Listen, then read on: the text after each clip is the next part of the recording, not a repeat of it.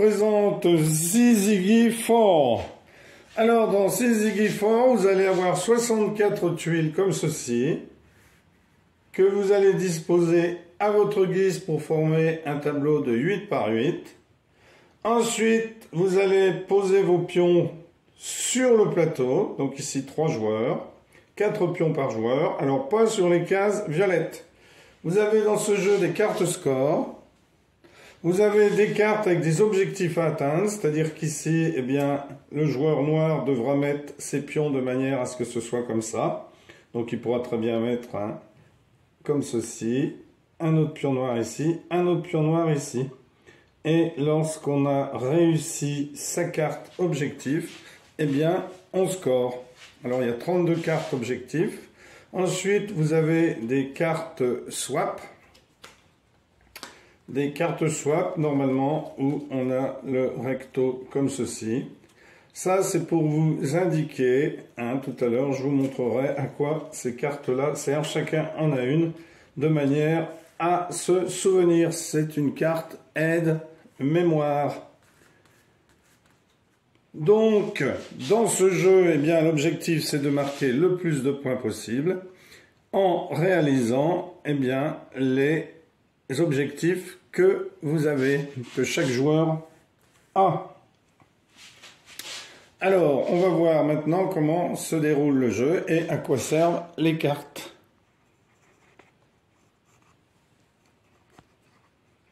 Alors, à votre tour de jeu, vous aurez le droit de bouger un de vos pions. Alors, pour bouger un de ces pions, on peut le bouger horizontalement ou verticalement. Donc, par exemple, ce pion-là est sur le vert, eh bien, vous pourrez l'amener ici ou l'emmener ici.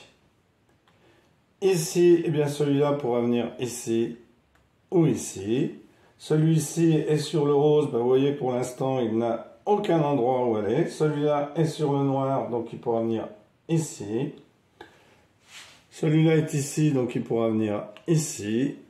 Celui-là est ici, donc il pourra venir ici par exemple. Les pions peuvent se mouvoir orthogonalement. Alors on peut même sauter par-dessus des pions. C'est-à-dire que ce pion-là, eh bien, pourrait très bien venir ici. On peut sauter par-dessus un pion, qu'il soit ami ou ennemi.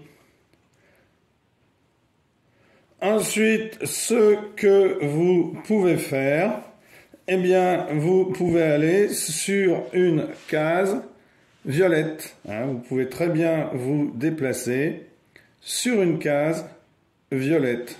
Donc ici, par exemple, je pourrais très bien venir ici. Toujours se déplacer horizontalement et verticalement. Et vous pouvez aller d'une case, bien entendu, violette, ensuite à une autre case. Alors, je vais vous montrer maintenant à quoi sert cette carte.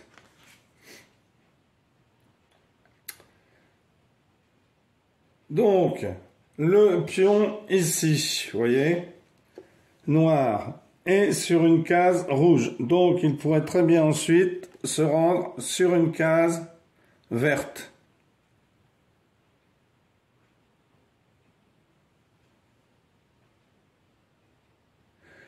Puis, d'une case verte, pourrait très bien se rendre sur une case bleue.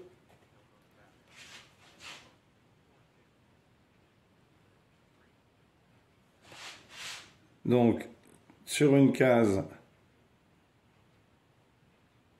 verte. Ensuite, eh bien, celui qui serait sur une case verte pourrait très bien se rendre sur une case bleue. Alors, attendez, on va changer ça. On va mettre ici et on va le mettre ici et ici. Les deux pions, on va les mettre ici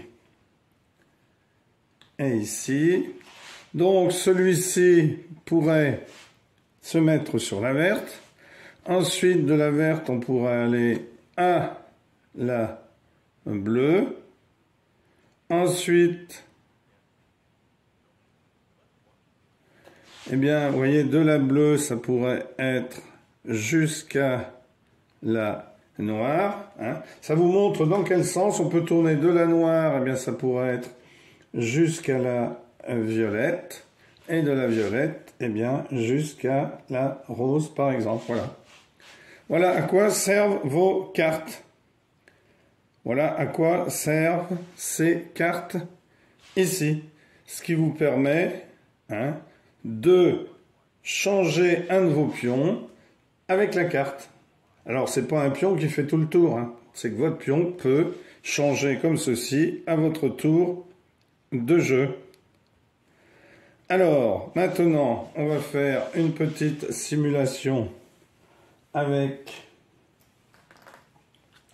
des pions ici, les pions rouges par exemple, que je vais placer un pion rouge ici, un autre pion rouge ici, un pion rouge ici et un autre pion rouge ici. Donc ici, je pourrais très bien me déplacer comme ceci, puis ensuite comme ceci. Ensuite, je pourrais me déplacer comme ceci ici, avec l'histoire des couleurs. Ensuite, eh bien, ce pion pourrait très bien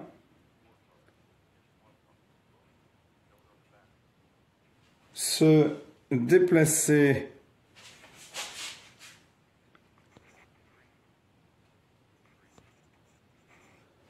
donc se déplacer ici, ensuite venir ici, puis au tour suivant venir ici, et celui-ci pourrait très bien se déplacer ensuite de la manière suivante, c'est-à-dire qu'il viendrait jusqu'à la case violette, ensuite jusqu'à la case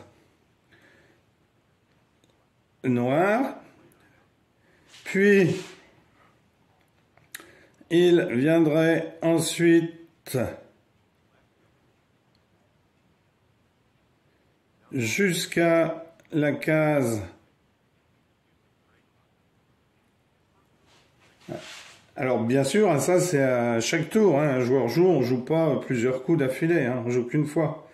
Donc il pourrait venir ici jusqu'à la case violette. Ensuite, de la case violette, eh bien, on se déplace sur n'importe quelle autre case. Donc il viendrait sur la case noire. De la case noire, il viendrait jusqu'à l'autre case noire ici. Et vous voyez qu'il y aurait ici réalisation de cette carte-là, de la carte que le joueur rouge avait. Donc, comme le joueur rouge a marqué, il est sur des cases noires. Donc, on va prendre cette carte-là. Il est sur 4 cases noires. Donc ici, il marque 12 points. Alors, il prend la carte ici. Et il marquera donc 12 points. Donc, on peut mettre un pion sur la petite carte ici pour montrer que eh bien, c'est 12 points. Sinon, vous notez sur un papier. Donc, lorsqu'on réalise qu'on met le plus de points sur une carte, eh bien, ça s'appelle un Ziggy. Tout simplement.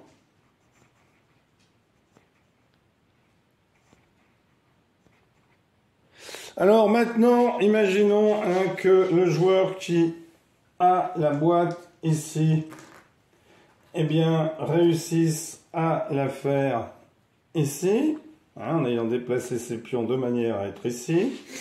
Eh bien, on prend les bleus parce qu'ils sont majoritaires. Et on regarde ici 3 bleus. Donc le joueur marquerait 5 points. Donc ici, il prendrait la petite carte et il marquerait 5. Alors bien entendu, ces deux cartes ensuite sont défaussées et les joueurs en prennent une autre. Par exemple, ici, rouge prendrait celle-ci. Alors, venons-en maintenant aux cartes swap. Donc ici, imaginons que le joueur est marqué. Alors celui-là n'avait pas marqué avant, hein. On imagine que ce joueur-là vient de marquer des points. Eh bien, comme il vient de marquer des points, les autres joueurs doivent retourner leur carte swap. Alors, swap, ça sert à quoi? Eh bien, imaginons donc que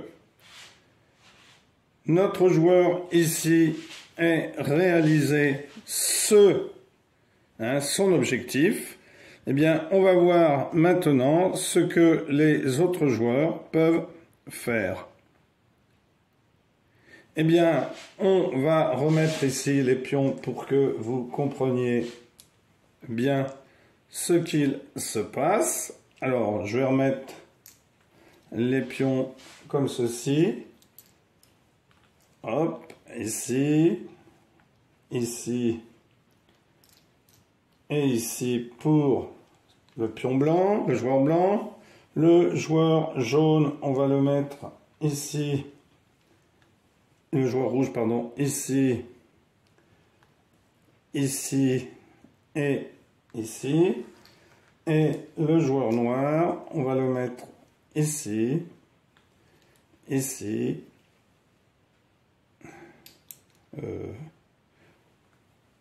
Non, le joueur noir, on va le mettre ici. Ici,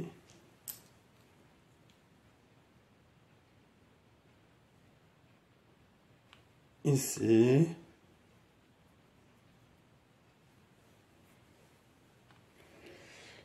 et comme ceci, et notre joueur noir, nous allons le mettre ici et ici. Alors, le swap, eh bien, le swap, c'est tout simplement qu'on peut intervertir des pions. C'est-à-dire qu'on va, hop, celui-là, je le mets ici. Voilà, hein, on intervertit des pions lorsqu'on utilise sa carte swap. Et je peux par exemple aussi intervertir ces deux-là. Donc voilà à quoi peut servir la carte swap, mais elle peut aussi servir, si je ne veux pas intervertir des pions, j'intervertis des tuiles. Ce qui permet par exemple ici, vous voyez, tout à l'heure, un joueur avait gagné avec 3 bleus dans une simulation. Eh bien ici, par exemple, si le joueur revenait à se positionner comme ceci, eh bien il ne marquerait pas 5 points, mais 9 points. Voilà à quoi peut servir la carte swap. Alors, bien entendu, une fois que vous avez utilisé votre carte swap, celle-ci est défaussée avec les autres cartes objectifs qui avaient été utilisées. Donc ça peut permettre tout simplement, hein, par exemple ici, eh bien d'intervertir celle-ci avec celle-ci, de façon à mettre des tuiles bleues, ce qui fait que ce joueur-là, par exemple, hein, imaginons que ce soit le rouge ici qui soit dans cette position, eh bien il aurait swappé avec sa carte swap, hein, qu'on utilise quand on veut. Bien entendu, elle est juste retournée, donc ça veut dire que on peut l'utiliser, sinon on l'aura dans son jeu, puisqu'on en a 2 au départ, dans ce sens-là. Quand elle a été retournée parce qu'un joueur a gagné, eh bien, si on l'utilise, on la prend et on la met comme ceci. Tout simplement. Donc, je peux déplacer, hein, échanger, mais attention, je ne peux pas le faire si il y a quelque chose dessus. Hein. Là, je ne peux pas. Hein. Je peux pas. Je peux pas enlever, échanger de tuiles si, par exemple, il y a un pion dessus.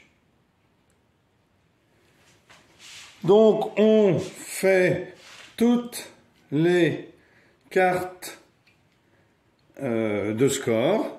Et puis ensuite, eh bien, la dernière carte, hein, imaginons qu'on ait enlevé toute celle-ci, eh bien, la dernière carte score sera tout simplement doublée. Tout simplement. Donc ici, ça vaudra 2, 4, 10 et 18. Voilà. Vous savez tout sur Syzygy 4. Un excellent jeu que je vous conseille. Merci à tous d'avoir suivi cette vidéo et à bientôt pour une nouvelle vidéo. Au revoir.